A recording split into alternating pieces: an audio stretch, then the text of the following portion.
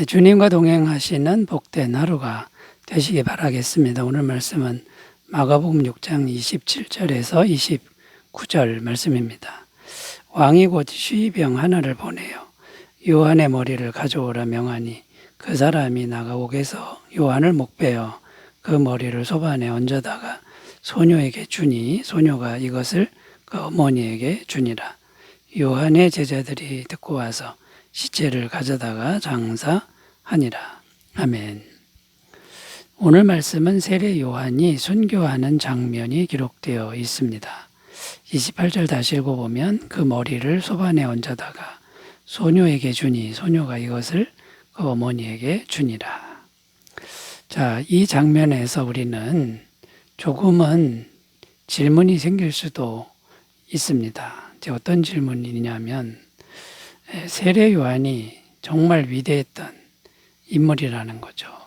성령 충만한 인물이었고 여자가 낳은 자 중에 가장 큰 사람이라는 칭찬을 받았던 그런 사람이 그 인생의 마지막 최후가 너무나도 비참하다라는 거고요.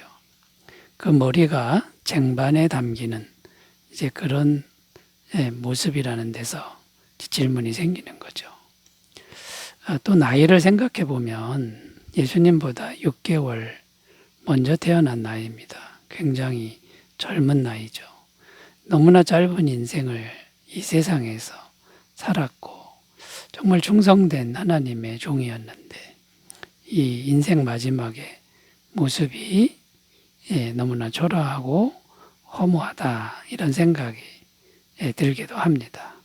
자, 여러분 생각에는 이 세례 요한의 순교하는 모습이 어떻게 생각이 됩니까? 인간적으로 또 세상적으로 우리가 봤을 때는 너무나 안 됐다라는 생각이 듭니다만 하나님께서는 이 세례 요한의 순교를 어떻게 보시는 것일까요? 그리고 천국을 향해 가는 우리 성도들은 이 세례 요한의 순교의 모습을 어떻게 보아야 할까요? 자, 이런 주제를 설정하고 오늘 말씀의 은혜를 나누겠습니다.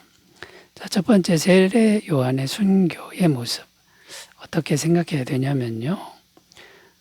전부를 다해 하나님을 사랑한 신앙으로 보아야 한다라는 겁니다. 전부를 다해서 하나님을 사랑한 신앙, 사랑했던 인생 이것으로 보아야 한다라는 것이죠. 자, 세례 요한이 순교를 당했는데 왜 순교를 당한 것입니까? 자신의 전부를 걸고 하나님의 말씀을 전했기 때문입니다. 만약에 세례 요한이 순교를 피해갈 수 있었으면, 피해가려고 했었으면 피해갈 수도 있었다는 것입니다. 헤로드 왕의 그 죄를 잘못된 치부를 지적하지 않았으면 순교를 당하지도 않았을 것이라는 거죠. 자, 그런데 당당하게 헤로드 왕을 향하여 죄를 지적하며 선포했다는 것입니다. 이건 뭘 의미하는 겁니까? 자신의 전부를 걸고 하나님 말씀을 전했다라는 것이죠. 그 목숨 걸고 말씀을 그대로 가감없이 전한 충성된 종이었다라는 겁니다. 또 세례 요한의 인생을 보면 어릴 때부터 광야에서 생활했다고 기록합니다. 누가복음 1장 80절 아이가 자라며 심령이 강하여지고 이스라엘에게 나타나는 날까지 빈들에 있으니라. 이 빈들은 광야입니다. 아무것도 없다는 거죠. 그러니까 어릴 때부터 자신의 인생을 주님께 완전히 바쳤던 인물이라는 겁니다. 자, 그런데 순교하는 그 순간까지도 자신의 전부를 기꺼이 드렸다라는 것이죠. 결론적으로 말씀드려서 주님을 사랑하는데 전부를 다해서 하나님을 사랑했던 인물이다라는 겁니다. 자, 그러니까 이제 세례 요한의 이 순교의 모습을 보면서 자신의 전부를 다해서 하나님을 사랑한 그 인물, 그 결론이 바로 이 목이 잘리는 순교의 그 결론이다. 그래서 이것은 하나님 보시기에 너무나도 귀한 죽음이다라는 겁니다. 자, 여기서 우리가 이제 생각할 것은 세례 요한처럼 하나님을 사랑하는 사람들은 주님께 자신의 것을 드리는데 인색하지 않다라는 거고, 자신의 전부를 드림으로써 주님께 대한 자기의 사랑을 증명한다라는 겁니다. 주님께 드리는 것이 어려운 사람들은 주님을 사랑하지 않는다라는 결론이 된다라는 거죠. 누가복음 7장 46절 47절 너는 내 머리에 감람유도 붓지 아니하였으되 그는 향유를 내 발에 부었느니라. 이르시되 내가 내게 말하노니 그의 많은 죄가 사하여졌도다. 이는 그의 사랑함이 많음이라. 사함을 받은 일이 적은 자는 적게 사랑하느니라. 향유 여인은 주님을 사랑했기에 비싼 향유를 부어드렸습니다만 제자들은 사랑함이 적었기에 발 씻을 물도 안 되었다라고 성경은 증언하고 있는 겁니다. 자, 우리 주님 예수님의 모습을 우리가 한번 생각해 봤으면 좋겠는데요. 예수님도 33세에 꽃다운 나이에 자신의 전부를 하나님께 드렸습니다. 자, 그러니까 이제 예수님을 봐도 그 꽃다운 나이에 자신의 전부를 하나님께 목숨을 다해 드린 이것이 하나님을 가장 사랑한 증거가 된다라는 것이죠. 그리고 하나님은 이것을 반드시 잊지 않는다라는 거고요. 하나님을 사랑한 사람에게 하나님은 그 사람을 더욱 사랑하고 귀히 여긴다라는 것입니다. 잠언 8장 17절 나를 사랑하는 자들이 나의 사랑을 입으며 나를 간절히 찾는 자가 나를 만날 것이니라. 자, 여러분, 세례 요한의 이 머리가 쟁반에 담기는 이 모습을 보면서 우리는 영적으로 하나님을 정말 사랑한 한 사람으로 우리가 보는 그런 관점이 생겼으면 좋겠습니다. 자, 두 번째로 가보겠습니다. 세례 요한의 순교를 이제 어떻게 보아야 할까요? 세상 가치관에 대해서 완전히 자유했던 신앙으로 보아야 된다라는 겁니다.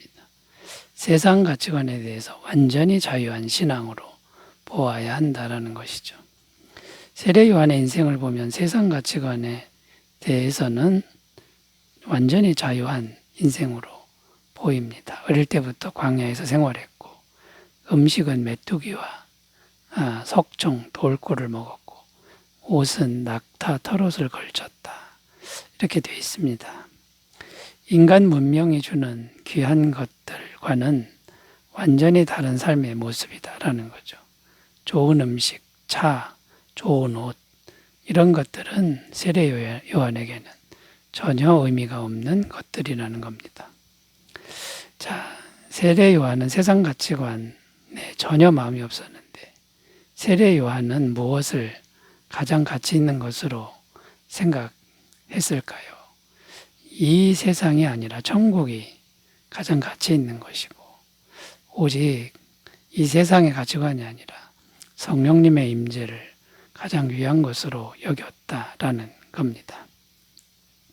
그 연장선상에서 지금 가지고 있는 자기 육신의 생명까지도 연연해하지 않은 그런 모습이라는 것이죠. 왜냐하면 자신은 하나님과 함께 있기 때문에 영원한 생명과 영원한 나라와 연결되어 있었기 때문이라는 거죠. 자, 우리는 때로 사람이 일찍 죽으면 좋지 않은 것으로 생각할 때가 있습니다. 또 그렇게 생각하기가 쉽죠. 그러나 이것은 세상 기준이고 세상 가치관이라는 겁니다. 다시 한번 잘 생각해 보면 우리가 아무리 오래 살아도 반드시 죽는다는 거고요. 또 오래 사는 것이 꼭 축복이 아닙니다. 아픈 상태로 오래 살면 그보다 지옥이 없고요.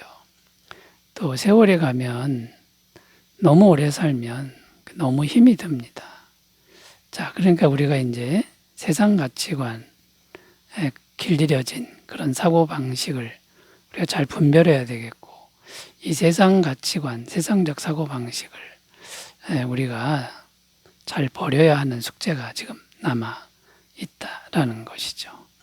그래서 이제 우리가 세상 가치관에 너무나 길들여져 있는 이것으로 세례 요한의 순교를 보지 말고 영원한 나라 천국의 관점에서 세례 요한의 죽음을 보면 너무나도 영광스럽고 아름다운 죽음이라는 것을 우리가 알 수 있습니다.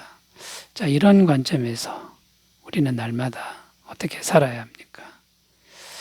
삶과 죽음, 여기에 차이가 없다라는 믿음으로 살아야 되고요. 차라리 죽어서 천국 가는 것이 더 나은 삶이다. 그러나 주님께서 살라고 하시는 그 순간까지 최선을 다해 살아가는 이런 삶의 모습으로 우리가 나아갔으면 좋겠습니다. 자, 세 번째로 가보겠습니다. 세례 요한의 순교를 어떻게 보아야 할까요? 하나님께서 인정하시는 가장 충성된 신앙으로 보아야 한다라는 겁니다. 하나님께서 인정하시는 가장 충성된 신앙이다라는 겁니다. 자, 세례 요한이 순교를 당했는데요. 순교라고 하는 것은 아무에게나 허락되는 게 아닙니다. 하나님이 정말 믿을 만한 종이 아니면 순교의 영광을 맡기지 않는다라는 겁니다. 역사상 모든 신앙인들이 다 순교한 것은 아닙니다. 아주 특별한 종들에게만 순교가 허락되었습니다. 저는 개인적으로 목사 안수를 받을 때 정말 고민을 많이 했는데 순교가 두려웠습니다. 목숨을 내놓으라고 하면 두렵고 떨려서 자신이 없었습니다. 목사 안수를 받지 말아야 하나 이런 생각을 하다가 성령님이 자유함을 주셨는데 나는 순교의 영광을 받지는 않을 것 같다라는 내가 교만한 생각을 했다라는 그런 생각을 했고요. 또 나에게 순교를 원하신다 그러면 순교를 감당할 만한 믿음과 능력을 주님께서 주실 것이다. 이 생각에 오니까 자유함이 왔습니다. 순교라고 하는 것도 인간의 힘으로 잘 되지 않습니다.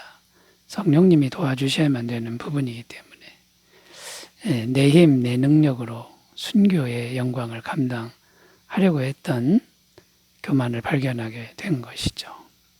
자, 어쨌든 순교를 허락하셨다는 것은 이제 무엇을 의미합니까?